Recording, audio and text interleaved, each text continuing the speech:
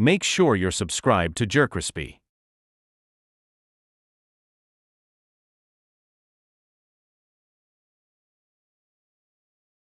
What's up, y'all? It's your host, that's the most. JerCrispy, we're making that video. Every abandoned extra wait, accents or Accessory, Accessory, whatever it is. An NFL's playing in 16 minutes. Every abandoned, according to whatever the word is. In the 1990s, visors exploded in popularity. Players wore them for intimidation, style, and protection against glare. Colored and mirrored visors especially made defenders look like robots, hiding their eyes from quarterbacks and receivers. But in 1998, the NFL banned all tinted and colored visors. Damn. The reason wasn't fashion, it was safety. Trainers and doctors need to see players' eyes immediately after an injury, especially when evaluating concussions. A dark visor made that impossible. Clear visors are still legal today, and some players continue to wear them for eye protection, but tinted or color versions now required a documented medical exemption. That's why stars like LaDainian Tomlinson and Chris Canty got approval, while others were fine if they wore them. The ban frustrated players who saw tinted visors as harmless and part of their identity. College football still allows them, which means rookies often lose their signature look when they enter the NFL. To this day, if you see a colored visor on the field, it's almost always in warm-ups, practice, or video games, not live action. Overbuilt face mask, 2014. In the early 2010s, NFL linemen started showing... Bro, why niggas used to get... I remember saying, niggas used to get helmets like this, and that shit used to be so fucking nasty, son. And I'm a lineman myself. I was a lineman myself back in the day. I ain't gonna hold you. I played running back too. I played running back all the way until I was 7, and 7 years old, and then I got big. I just got big, brother. But this, man, yeah, bro, this was nasty to me, though. But with face masks that looked more like cages than standard gear. Justin Tuck, Chris Canty, and a few others popularized designs with dozens of extra bars. Some look like medieval helmets. Others look like something straight out of a sci-fi movie. Fans loved the intimidating look, and players said the extra bars helped protect against hands and elbows in the trenches. But the league stepped in. In 2014, the NFL officially banned all non-standard face masks, calling them unsafe. The masks were heavier than regulation models, put strain on the neck, and in some cases limited visibility. Equipment managers also complained about durability, since they bent or broke more easily under stress. After the ban, only players with documented medical needs were granted exemptions. Damn. That's why Canty, who had an eye condition, was able to wear his for a short time longer, but everyone else had to switch back to approved designs. It was another example of the NFL choosing safety and uniformity over individuality. The giant cage face mask disappeared almost overnight. Today, you'll still see creative tweaks, but nothing like those oversized, intimidating masks that briefly took over the trenches. Bandanas and non-team headgear, 2000. I feel like bandanas was nothing wrong with wearing a bandana in the NFL or thing. I remember my coach, one time I was wearing a bandana. I remember it. It was a black bandana, and I was wearing it for that. So I ain't had no hair. I just wanted to wear it for style and stuff like that. They told me, "You ain't no gangster boy. Give me that stuff." I'm like, damn. Through the 1990s, players like Deion Sanders made bandanas and head ties part of their signature style. Worn under the helmet, they stood out during warm-ups, post-game interviews, or when a helmet came off on the sideline. Some used them for sweat control, others for identity. But the NFL saw it differently. In 2001, the league banned bandanas and all non-team issued headgear. The official reason was uniformity. The NFL wanted every player's look to be consistent. No outside colors, no personal logos, and no freestyle accessories. From that point on, the only approved option was the league-issued skull cap, usually in team colors and with an NFL logo. Anything else was subject to fines. It wasn't a safety issue, it was an image issue. The league didn't want any individuality bleeding through its uniform policy, and in the years since, that rule has stuck. You won't see a player rocking a bandana under their helmet on Sundays anymore, even though it was once a staple of NFL swagger. Eye black messages, 2010. For decades, eye black was simple. I remember the farthest I had got this was like middle school, bro. I ain't never wear it in high school like stuff. strip under the It eyes was to like cut down middle school because they all had providers to get some of those because it was breast cancer and all this. So everybody voted for like breast cancer. glare. But in the 2000s, players started turning it into a canvas. Some wrote Bible verses. Tim Tebow famously roared John 3:16 during his Florida days. Others wrote personal notes, tributes, or even political messages. College football embraced it, and the NFL quickly followed with stars experimenting on Sundays. But by 2010, the league shut it down. The NFL banned all written messages on iBlack, requiring it to remain plain. The official explanation was to maintain uniformity and avoid unauthorized personal messages on national broadcast. In reality, the league didn't want political, religious, or controversial statements slipping into primetime. That's crazy. Since then, iBlack has been stripped back to its original form, just a blank smudge. No slogans, no scripture, no personality. It was another moment where the league drew the line between individuality and image control, and like many other accessory bans, the NFL's decision has stuck. Custom cleats, ongoing. Footwear has always been a way for players to show personality. Yeah, I feel like cleats they shouldn't even ban this. Like this was actually fire. I want to be a pair of these bitches like that ass. Designs, bright colors, and custom art. Like this is pair. Like imagine rocking with some nice thing. Now they want you to get these nasty, dirty ass, now style ass cleats. Art became more common as sneaker culture grew, but the NFL has kept a tight leash on what players can wear. The rule is clear. Cleats must match the team's primary colors and stay within uniform guidelines. Any player who steps out in something different risks a fine. And that's why stars like Odell Beckham Jr., DeAndre Hopkins, and Marshawn Lynch have all made headlines for breaking the rule. Their cleats range from cartoon art to flashy gold plating, and the league responded with penalties. The NFL eventually made a compromise. In 2016, they launched My Cause, My Cleats Week, giving players one game each season to wear custom designs in support of charities or causes they care about. Outside of that single week, individuality is still restricted. For players, cleats are more than just gear. They're expression. But in the NFL, expression takes a backseat to uniformity. Unless it's need to prove, custom footwear stays off the field. Custom socks, ongoing. If there's one rule that surprises new fans, it's this one. The NFL even regulates socks. The league's uniform policy requires socks to fully cover the leg from shoe to pant leg. No bare skin can be shown, and socks must match the team's issued colors. In other words, no wild designs, no personal flavor. I don't know why niggas hating on the socks, bro. I'll fuck with some socks, not these socks though. Like some colorful, like some good socks, like on some.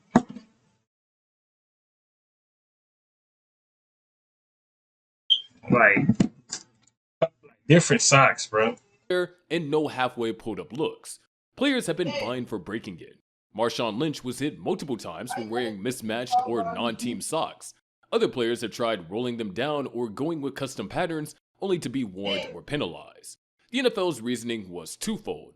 First, consistency. Everyone has to look part of the same team. Second, image control. No unapproved logos or messages sneaking in. But what if we don't want to dress as a team? What if we on a renting spree and I want to just wear some new cleats with some nice good socks that my mom or my girl made me? Like, come on now. NFL just be hating.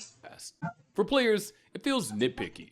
For the league, it's a matter of discipline. And while it doesn't get as much attention as visor bands or custom cleats, the sock rule has quietly been one of the most strictly enforced accessory fines in the NFL. Jewelry. Ongoing. The NFL stance on jewelry has always been strict. Hard jewelry is not allowed on the field. That includes chains, rings, earrings, and anything else that... You know, that's crazy, and they still wear this to this day. They don't even give a fuck at this point. Unless you can't see it, then you're good. Could pose a safety risk.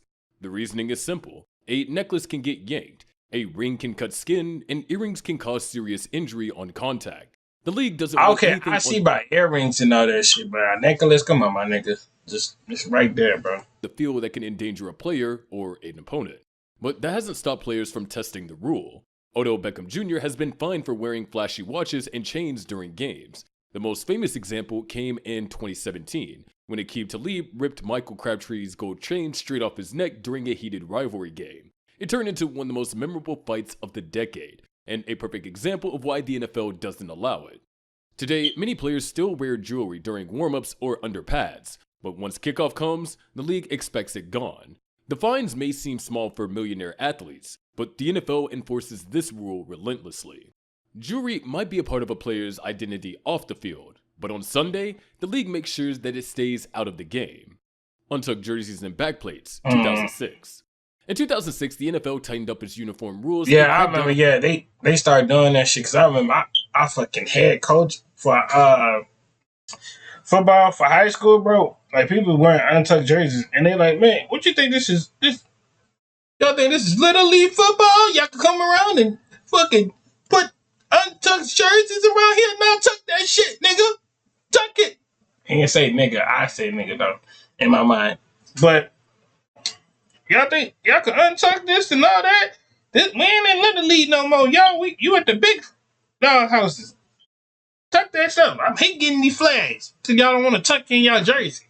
Players who wore untucked jerseys or left their backplates exposed. It might seem minor, but the league saw it as part of protecting its image. Jerseys had to be tucked in at all times. Socks had to cover the leg, and equipment like backplates, the protective padding that hangs out below the jersey, had to remain hidden.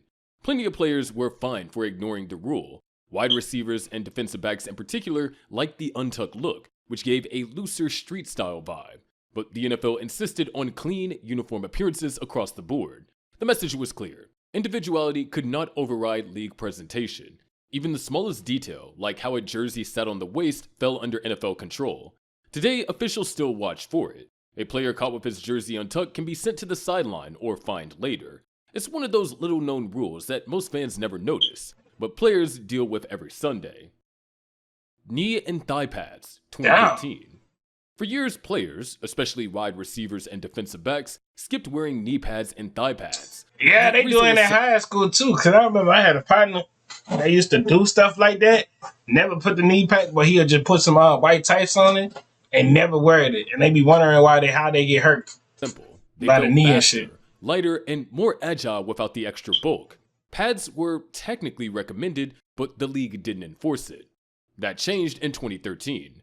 The NFL made knee pad and thigh pads mandatory for all players. The league's explanation was safety. Too many lower body injuries were happening in open space, and unpadded knees or thighs were taking the brunt of collisions.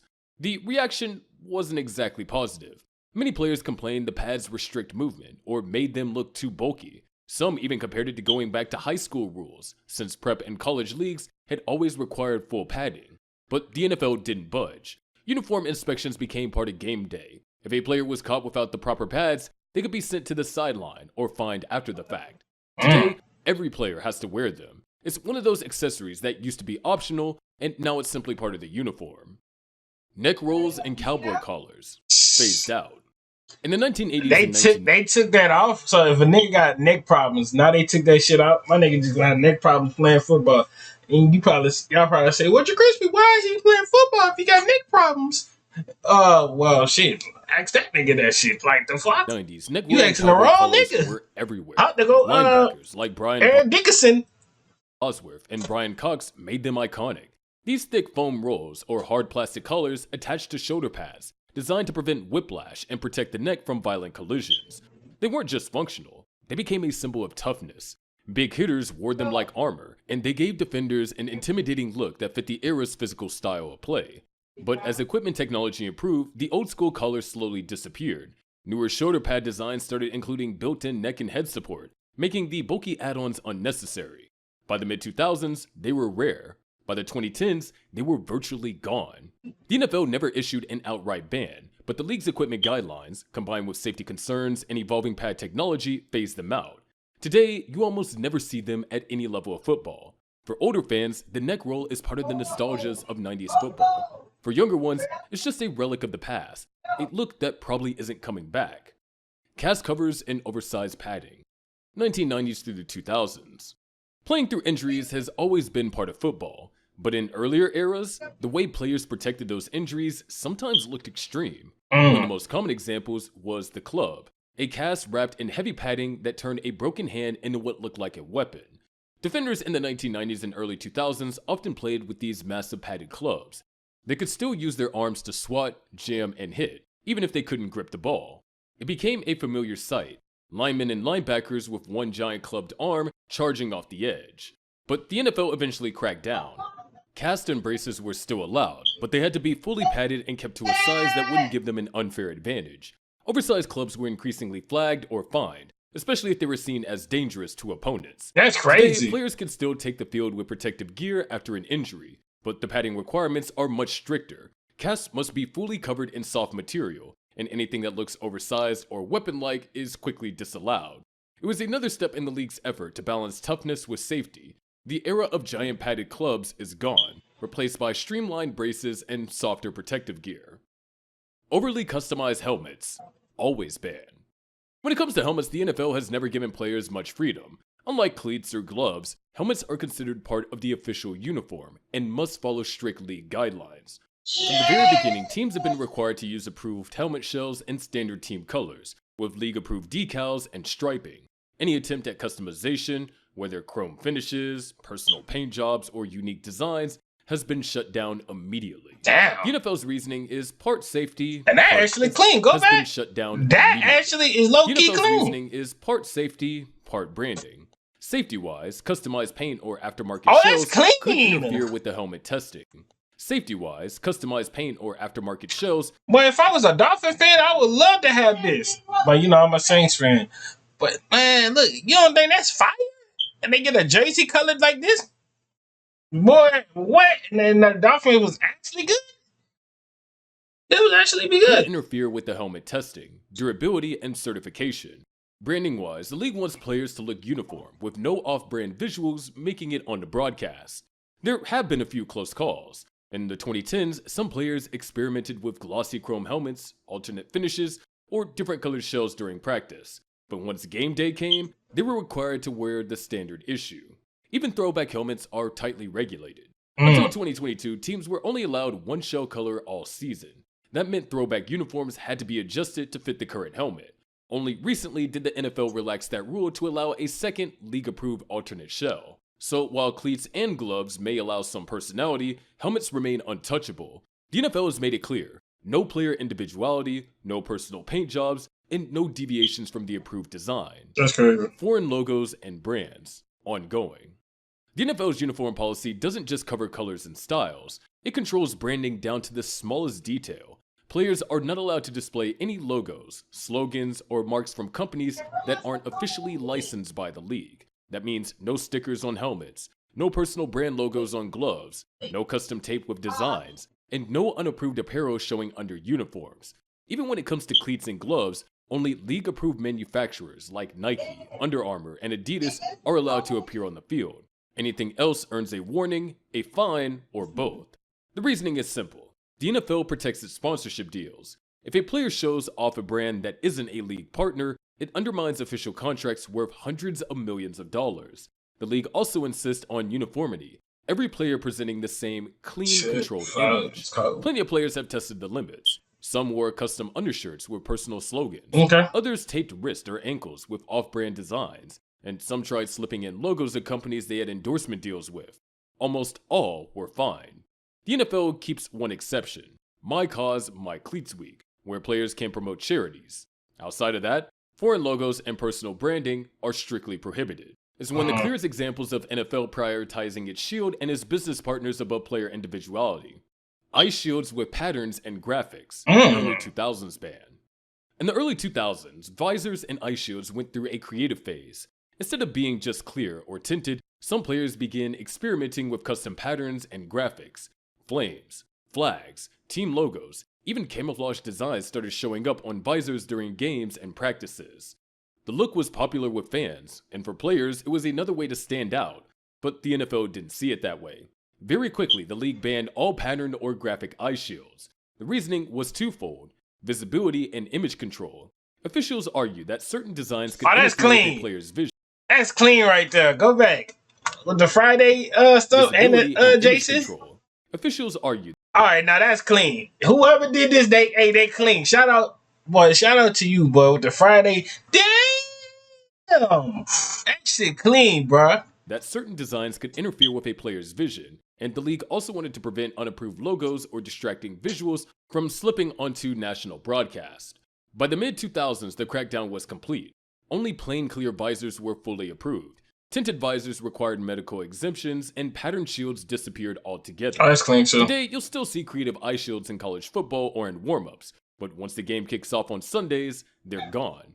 The NFL keeps visors strictly regulated. No logos, no patterns, no graphics. Just clear or, with special approval, tinted.